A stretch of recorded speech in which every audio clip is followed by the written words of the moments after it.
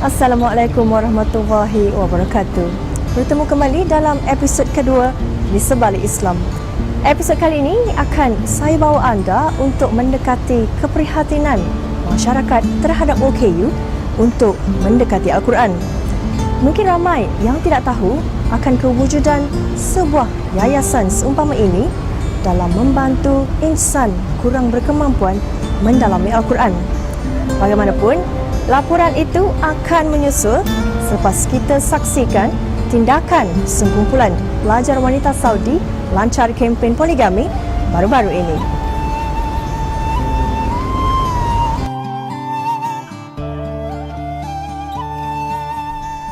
Sekumpulan pelajar sebuah kolej di Saudi melancarkan kempen di Twitter agar golongan lelaki berkahwin lebih daripada satu. Kempen itu membangkitkan kritikan dan sindiran lebih-lebih lagi dari kalangan wanita. Malah ada yang memuji inisiatif itu.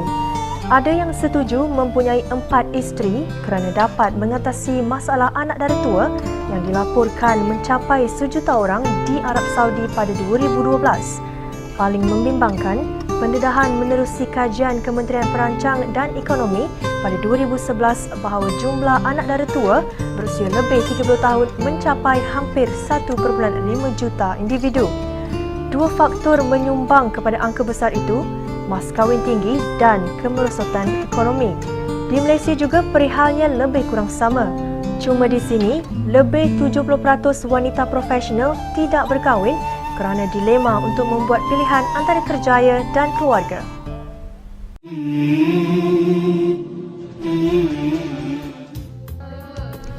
Mendekati Al-Quran tidak mengira usia, pangkat maupun keturunan.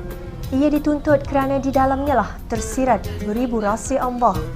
Menyedari akan keberkatan naskah Allah ini, Yayasan Pendidikan Al-Quran bagi Anak Istimewa, Yayasan Faqih, berusaha membantu komuniti anak-anak kelainan upaya mempelajari Al-Quran dan ibadah.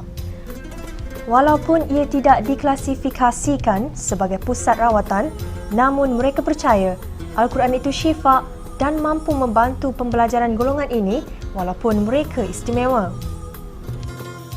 Anak ni sebenarnya mereka mempunyai hak untuk belajar agama, belajar tentang fardu ain, fardu kifayah. Apa yang kita buat, kita mengusahakan untuk meletakkan Quran kat di dada anak-anak ni, anak-anak. Ditubuhkan setahun lalu, Yayasan Faqih menerima pelajar dari usia 6 hingga 29 tahun. Ia bertujuan untuk membangunkan kurikulum bagi pendidikan Islam anak-anak syurga ini. Menurut pengerusi Yayasan Faqih, Muhammad Zaini Mat Abbas, ibu bapa dan orang ramai perlu turut sama memainkan peranan bagi membantu anak-anak istimewa ini.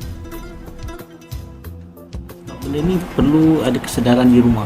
Maksudnya parents dan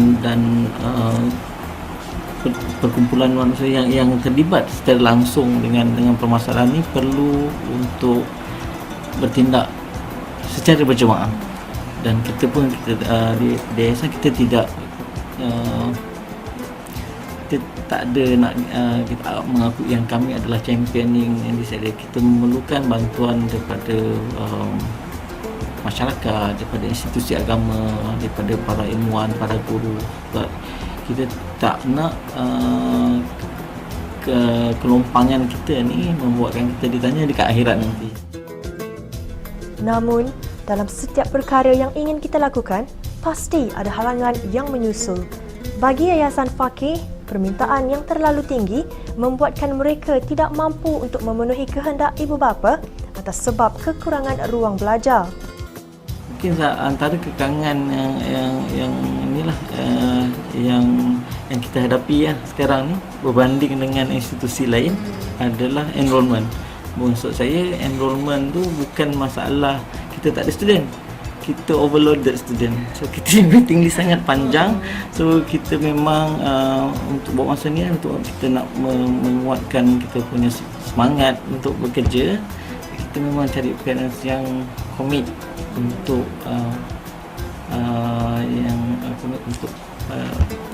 yang sama sefikrah dengan kita lah.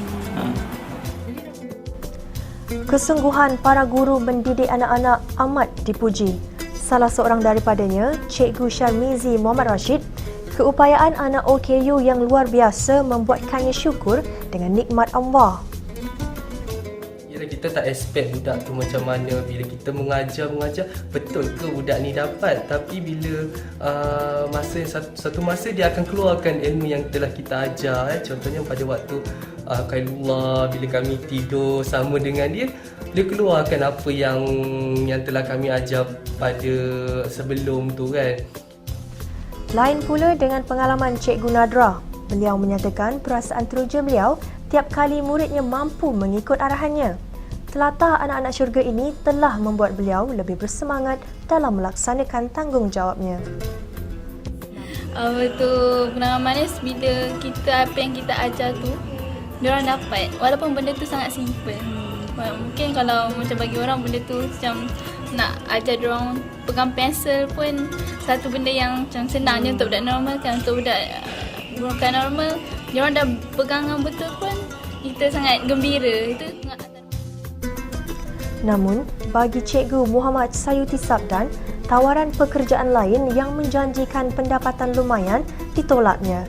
Anak jati sandakan Sabah ini tekad meneruskan minat membantu anak-anak istimewa ini.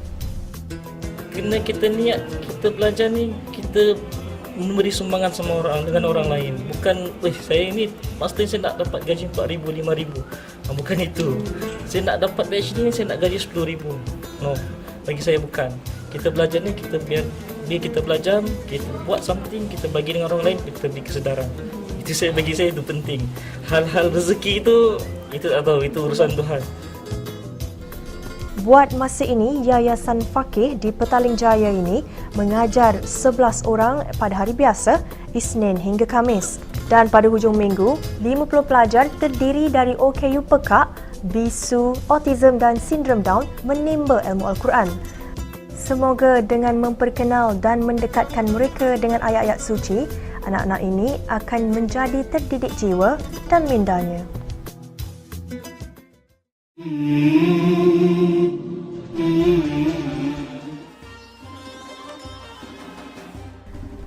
Daripada Abu Said Al-Khudri radhiyallahu anhu katanya, pada suatu ketika kami sedang dalam perjalanannya bersama-sama rombongan Nabi Muhammad sallallahu alaihi wasallam. Tiba-tiba datanglah seorang lelaki di atas kenderaan. Maka ia menoleh pandangannya ke kanan dan ke kiri. Kemudian Rasulullah sallallahu alaihi wasallam bersabda, "Sesiapa yang mempunyai kenderaan yang melebihi dari keperluannya sendiri, hendaklah bersedekah kepada orang yang tidak mempunyai kenderaan, dan sesiapa yang mempunyai lebihan bekalan makanan, hendaklah ia bersedekah kepada orang yang tidak mempunyai apa-apa bekalan makanan." Selanjutnya, junjungan menyebut berbagai-bagai harta benda hingga kami ketahui bahawasanya tidak ada hak bagi sesiapa daripada kami kadar yang lebih daripada keperluan. Huraian hadis. Islam menggalakkan umatnya supaya memberi pertolongan dan bantuan kepada orang-orang yang susah dan orang-orang yang memerlukan bantuan sama ada dari segi harta benda, kewangan dan sebagainya. Hikmah digalakkan bersedekah ialah mengelakkan daripada mementingkan diri sendiri, sebaliknya mengeratkan persaudaraan di dalam Islam. Islam telah mendahului segala pertubuhan atau individu menggalakkan pengikutnya membantu orang lain dan memberikan lebihan keperluannya kepada yang memerlukan. Baiklah, itu sahaja kupasan hari ini di Sebalik Islam berakhir di sini. Bertemu lagi dalam episod seterusnya. Assalamualaikum.